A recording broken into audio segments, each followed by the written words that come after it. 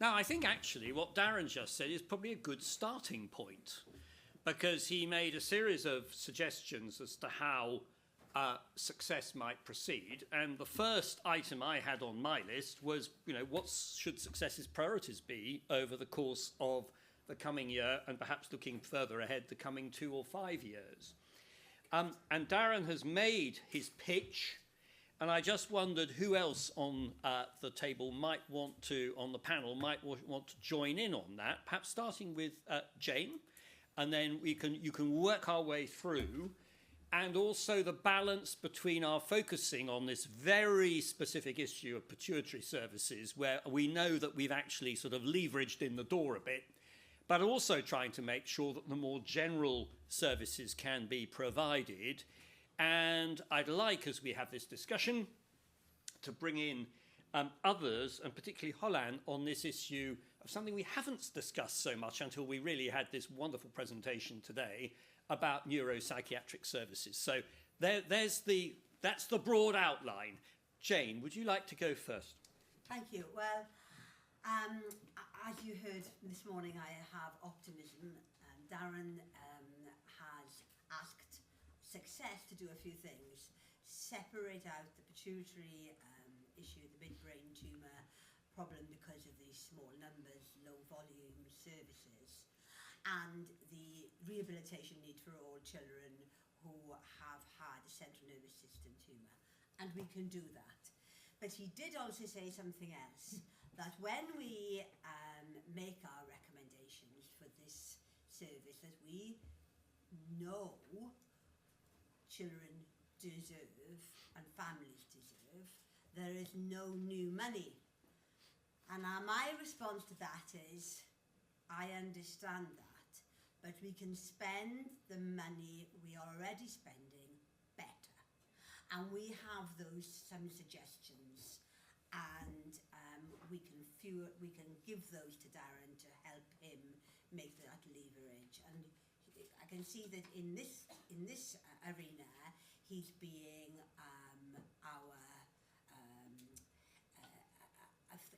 is throwing things back at us to respond.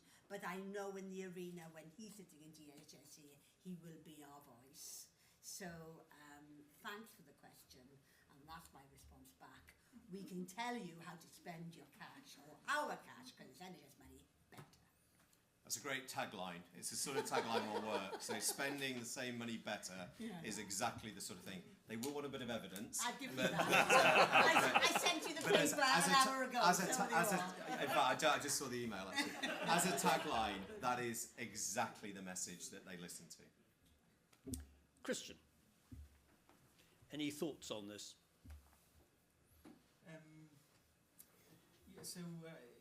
From a surgical perspective, things are generally organised by regions, and the problem with surgical aspects of things is that things are pretty expensive. Surgery is expensive, surgical services are expensive. We, as national surgical community, we have often worried about outcomes and complications of the cases we do, of the patients and surgeries we do.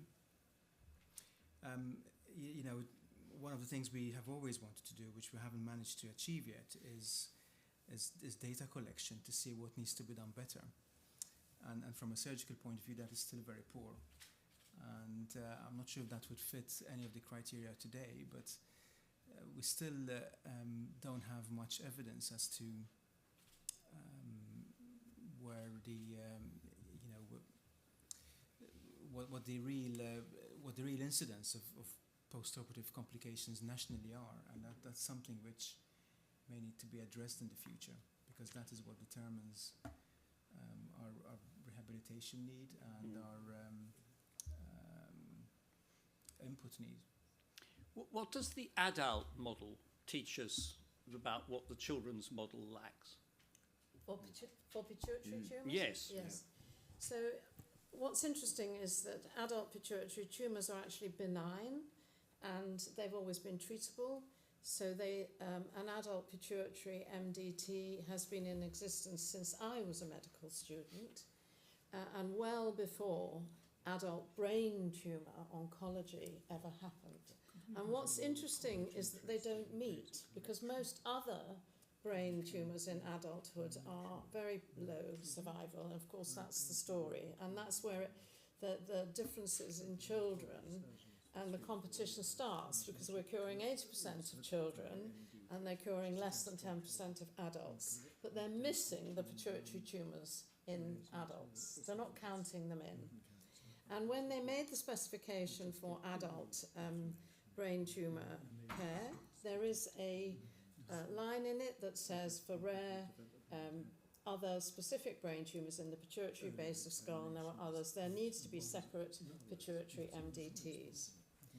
And in the old days, before we went for age-appropriate services, which are all well and good, we endocrinologists used to rush to our adult colleagues for pituitary tumour support, and they used to come and operate. And our children were moved to adult wards with adult nurses who knew what they were doing, because they were doing it all the time. And that isn't what's possible now. There are one or two specific centres. Barts was traditionally, at my medical school, the Centre for Pituitary Tumours, and it still has the expertise for this very intensive diagnostic decision-making that Kristian alluded to. But that centre doesn't have pituitary surgery anymore. The pituitary surgery has to happen at Queen's Square. And Queen's Square will only take anyone who's over 17. Oxford will only take anyone who's over 16. And many will not take any over 18. And if you're 16, 17, 18, then you're still prepubertal because your tumour has not allowed you to grow, you're stuck.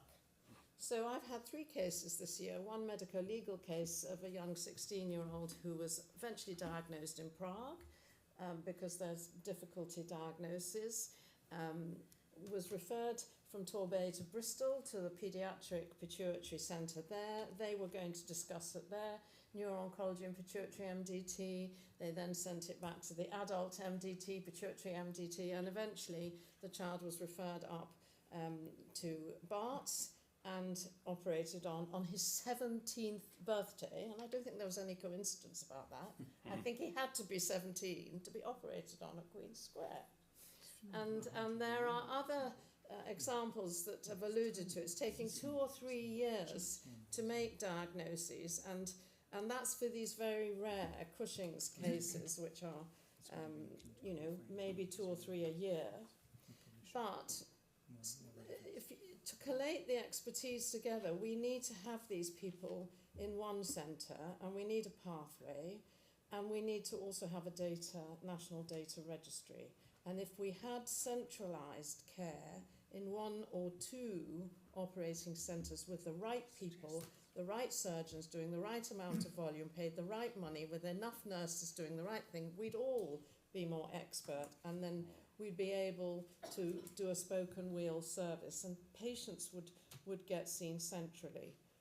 The current pituitary HPAT service that I set up at Great Ormond Street 12 years ago does not have any formal standing and is an advisory group, but is growing like topsy from all over Europe, because people, endocrinologists, especially paediatric endocrinologists, want to know how to deal with this condition, because we don't see it very often. And I think there's opportunities for training, for educating, for efficiency of care, and for data collection, because these are high survival tumours, and they need a data set that we can do, and our surgeons can be helped to have operating time. I think that's very important. Sorry for the long answer, that's but fine. it was Helen. I never expect anything else. Would anybody else like to come in on the back of that? Guy? Having listened to Helen and having listened earlier to Kristian and just had a quick word with him, and having some insight, something which happened in the field of gastroenterology, which I know a little bit about, it occurred to me there are fewer than 100 of these cases a year. So it's not a mass of data to sort. There are, of course, also the craniopharyngiomas as well. But added together, we're not talking about thousands and thousands of cases scattered around the country. But they are scattered.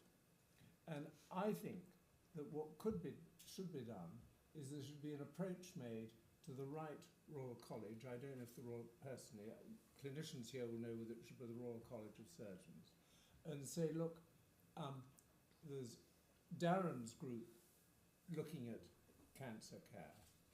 There are these subgroups which are small and specialist, and there are different types of treatment, there are different outcomes, and around the country some get much better care than others, not only in the original, not so much in the original treatment, but post-treatment. And what we would like you to do is start conducting a longitudinal study in which you collect the data from all over England. Well, it'll only be 70 or 80 of these cases and the craniopharyngiomas as well.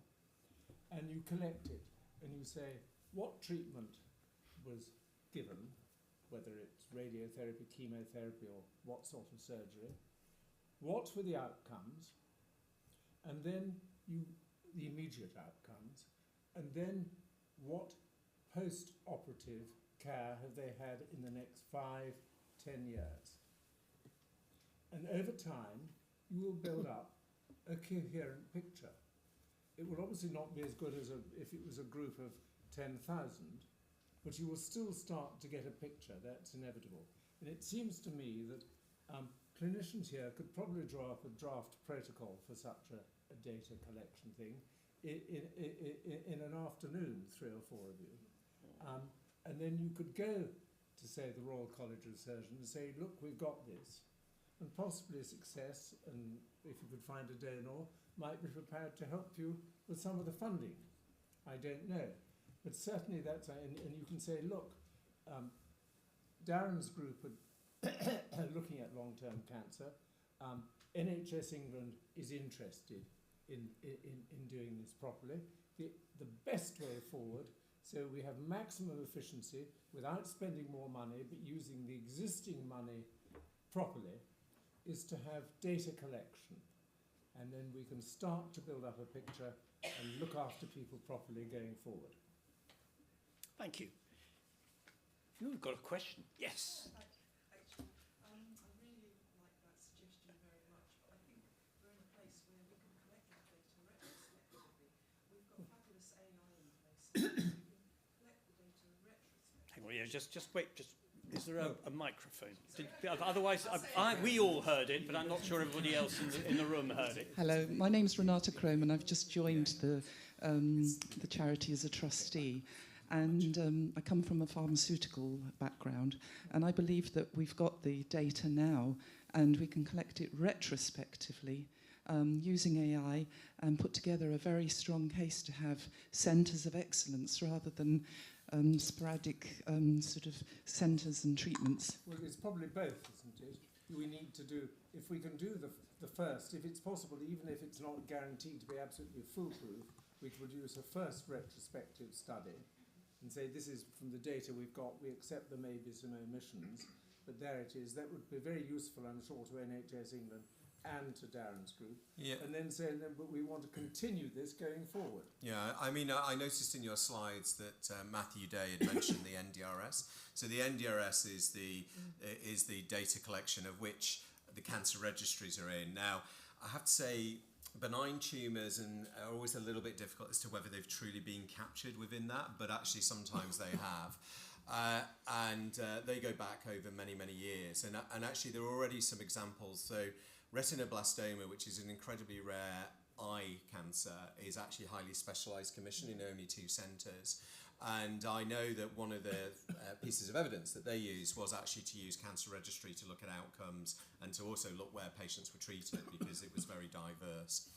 And in fact, that actually led to a specific pilot project with NCRAS NDRS, where actually I think a charity funded some people to literally clean and work on the data retrospectively and then prospectively. And I believe they've actually got their own portal now where they're using that to support the highly specialised commissioning. So I think that these ideas that yourself, Guy, etc., are a good idea, partly because it builds on what they've said. because my interpretation of what you've been told is, okay, we accept that there is specific guidance from the CCLG, which is a great starting point. However, we're not actually saying that we're going to alter the service at the moment. We're going to see whether everybody meets those criteria. If they don't, at that point we might consider major change in terms of specialisation. So, of course, the danger is that this basically gets kicked down the road. But if you are collecting that data, and as everybody said, it isn't actually, and I suspect because HPAT has been involved, you also have got access to other data sources that you can enrich this for. So I think that will be really important, because it is obvious to me, but that doesn't mean anything, that ultimately these children need to be treated in fewer centres, because they are very rare, and just as Kristian illustrated perfectly, in general in medicine you get better if you do things more often, and that's not just the surgical approach, but it's all the backup approach from the excellent endocrinologists, the nursing staff, etc. And I think that if you've got data suggesting that may be better than waiting for people to decide, oh well, actually we're not meeting that criterion, in 5 years' time it comes along. And this would also be very similar to what's happening in other areas of trying to use, and a big aspect at the moment for the Department of Health and Social Care and NHS England is access to data. We actually collect huge amounts of data on ourselves all the time in every way, but actually for people to access that data is really difficult. And actually some of the barriers to that are because, it might actually mean that patients and their families' data integrity is, and that's crap, to be honest. That I've never heard that argument had. So I think that one of the task force thing is to unlock that data and actually use that as power. So I think this is a example that you could put forward further in May when you meet with NHS England. Question? Yeah, I just wanted to ask about, we talk about data and outcomes. I think one of the big challenges is what outcomes do we want to capture? And actually, as part of the task force, saying these are the key issues, and relying on the people who attend meetings like this, the families, the survivors, to make sure that we're collecting the right data as well as part of that. Well, I think it's very clear that survival is not going to be the outcome that we measure success by for most of our cancers. Unfortunately for some, it still remains, and that is important that those voices are heard when their children die. But I think that we obviously need to become more sophisticated. The slight problem, though, is that I don't know that sort of data is routinely collected in a manner. So in the cancer registries, I would suggest it's not. We have looked at a lot of surrogate markers. So there is a possibility, and we've done pilots at ICH, where you link it to other administrative data sets, which means Department of Work and Pensions and things like this, where actually we do know whether people are in work, claiming benefits, and they can be surrogate markers at a population level. And I think that sort of thing can be very powerful. But at the moment, actually getting access to that data is very hard. And in fact, NHS Digital, as it was, used to charge you every single time you wanted access to that data. So I think we can look at those. But it will rely on fantastic data sets such as Rachel and Manuel are also produced. So when they're published, those need to be collated, etc. Because I totally agree with you, it's not just about survival, but we need real tangible surrogates as to that quality. Because obviously, yes, then you can look in the future and say about, the future economic prosperity of the country. Although I have to say that doesn't work as well, because that's money in the future in different departments. What most people are interested in is the here and now. That's a good way, I think, of moving into the wider issue of equitable neuro rehab across the board. And I wondered, because we've heard quite a lot about centres of excellence, I think Nottingham, Cambridge, how do we roll that out and make sure that it's available nationally? I wondered, Jane, if you might like to start on this rather big topic. Easy topic, no problem at all. I think that one size will not fit all. And if there's a national specification that when you have a CNS tumour, there should be a rehabilitation pathway, then each neuroscience unit gets together and decide how they are going to provide that. And it may not be that it can be provided overnight. It may be something which will be phase 1, phase 2, phase 3, because there is no new money. But if that is an expectation that when a child presents with a brain tumour, whatever brain tumour it is, the child and family can expect to have a multidisciplinary assessment, can have somebody contact the school to see how the child was getting on in education prior to the diagnosis, can have a neuropsychological assessment as soon as possible, and then annually after, and then have a person that they can come back to on their journey through their life course, is something that can be achieved, but it will not be something that every centre will look the same. And I think we have to empower the centres to feel that they are the organiser and conductor of those teams. But the family's experience, whether you're in Newcastle or whether you're in Northampton, should basically, the product should look the same. Shall I leave it there? And You can come back in later. Would feel that that's something that is disappointing, but I think that's the only way we're going to get round the problem. Thank you.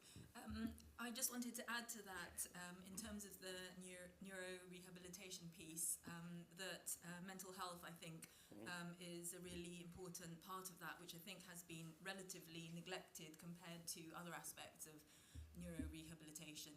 So I think neuropsychology is very present within current pathways, but neuropsychiatry, which refers to autism type, ADHD type, mental health, anxiety, depression conditions, has been more challenging for people to access from the pathways. And I'm not a brain tumour expert. I'm a autism, ADHD, learning disability expert. And actually, in April, I'll start at NHS England on the GIRFT pathway. I'm the new neurodevelopmental lead for children and young people's mental health. And I was emailed yesterday to say my job is still there, which is good.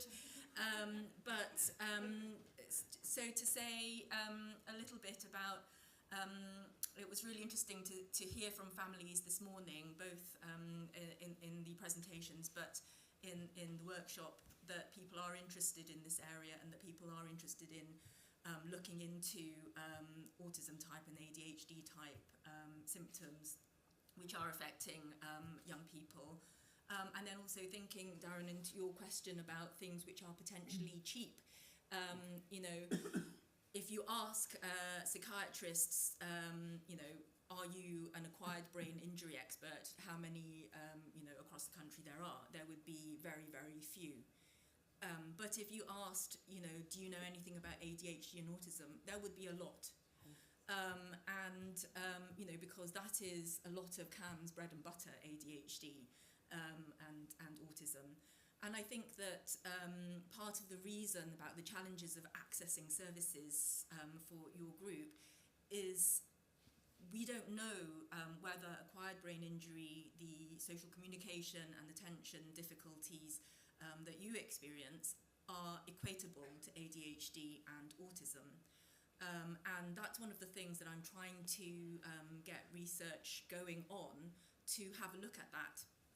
And the reason that that's important is because if we find that it is equitable, then the entire avenues of autism, learning difficulty, ADHD services which are available and the research behind that of treatments that we know work for young people becomes available for free.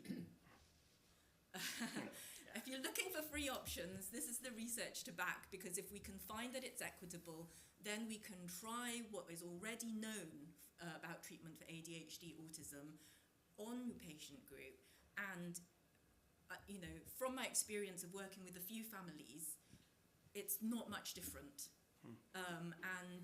If you can help, there's a little QR code on the notice board which we're trying to ask families to just fill out a quick questionnaire, 15 minutes, about mental health And the reason I'm asking you to do that is because when we've tried to acquire funding for the research to look into this, the feedback has been families are not interested in autism and ADHD. And I just find that impossible to believe from having spoken to families in conferences settings like this. And so what we want to do is to try and collect some data to show actually families are interested. Yes.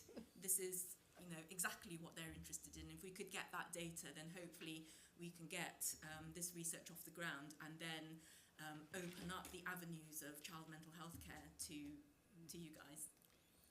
Thank you, because we heard this morning from Ollie and Jamie. They hear, I can't, with the light on me, I can't see. That what their view would be as to whether that would have been helpful. Maybe they're not here.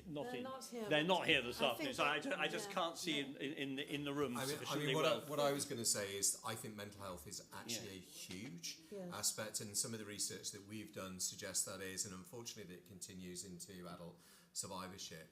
So again, I think it is massive. My only worry is that we know there is an explosion in young people's mental health issues, particularly since COVID.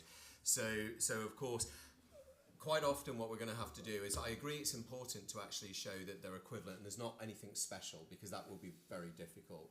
But equally what we'll have to do is work outside of cancer. So it will be working with NHS England, Department of Health and Social Care, whatever label it has at the time, with mental health services, with acquired brain injury services, because I think tackling this is not actually compartmentalised in terms of one specialty or another. And of course it will then be looking and hopefully developing models where actually our colleagues in mental health services are coping with this avalanche of ADHD, autism diagnosis, mental health issues, where I'm sure you're going to have to find nimble models to look at that. But perhaps our patients could benefit from that research and not start again. So I certainly think mental health is a very, very big issue. And I think it becomes an even bigger issue as it goes along. And also for the families, not just for the patient. You know. Yeah, and just to say that the main outcomes of undiagnosed, untreated autism, ADHD is anxiety, depression, self-harm, drug and substance misuse. And so, you know, what we're trying to do is catch young people early, make their neurodevelopmental diagnoses, put in the support. There's already experience in going into schools, talking to teachers. You know, we already have a wealth of that evidence that works. And, you know, whatever the service configurations, I definitely agree. You don't need to reinvent the wheel. That research and knowledge is already there, and how you want to package it in a service, you know, willing to help, design. But we don't need to reinvent the wheel. We just need to study and make connections. Just had one thought. There is an additional cohort, hasn't been mentioned in the context of acquired brain injury, and that is those who've had major personal injury accidents. And there must be data about them. The insurers will have all that. People who've had major car accidents in particular, because they suffer, it's not obviously the same damage, but it is brain damage, very often frontal lobe and others. And they have, I certainly had plenty of clients in the past, loss of executive function, depression, all sorts of consequences. And there may be some data which can come from them. Jane, you wanted to come back in. Just a brief one. First of all, Holan, it's great to hear that you're going to be leading the children's mental health agenda, because I think that's good news for success, because the children who are graduates from CNS tumours will have a voice there, and which is excellent. But there's another, just to a side group, which is not totally relevant to success, but there's a similar pathway, the acquired brain injury, that a preterm infant has. And as a neurodevelopmental paediatrician, we've seen our children who've had a preterm birth who then develop an autism ADHD picture. And we've had to adapt our services to that group. And this is very similar. The injury comes at a different time, and to each child and young person, the impact is personal and differs, but the model is the same, and we've had to apply our ADHD and ASD services to that group. So they should be red flagged. If a child's referred to CAMS who's had a brain tumour, if we spend all that money, and talking about it purely financially, and if we spend all that professional time in ensuring that child has the success of longevity, we deserve and we owe it to them then to make the best of their lives. And so, not saying, you know, how do you share this cake? Whose need is greatest? But that should ring a bell. That child has definitely got a reason for being seen by our service, and make that aware to that whoever is pathway ASD and ADHD fits in. Wherever I've worked, it's been community paediatrics. In other parts of the country, it's CAMS. Thank you. Helen.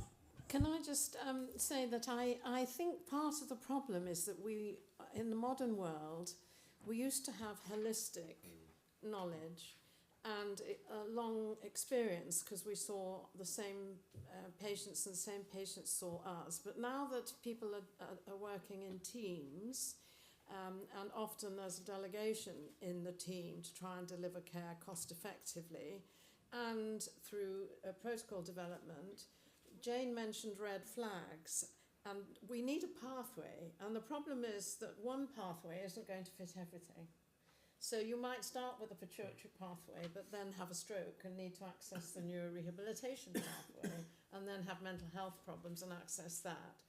And we've been working at the moment to a cancer pathway because we've been assuming these brain tumours are cancer, and actually we've forgotten a bit about the fact that there's a brain injury there, and most of them are not cancers, and we've still got to learn a lot about different parts of the brain and how they work, and a lot of research about that to improve. So I think, do we need to think about which pathways specifically for the brain, try and make a case for the brain tumour being a slightly different part of cancer and needing a slightly different pathway access, and bringing it more into neuroscience, more in that aspect, and bringing the whole areas that affect neuroscience together alongside the oncology treatment. We need to find a way to make it equally important and equally accessible for this problem in the brain. Thank you. And I think, on the basis that I'm the timekeeper, it's probably time that we moved on. I'd like to thank the panel very much and give them a good round.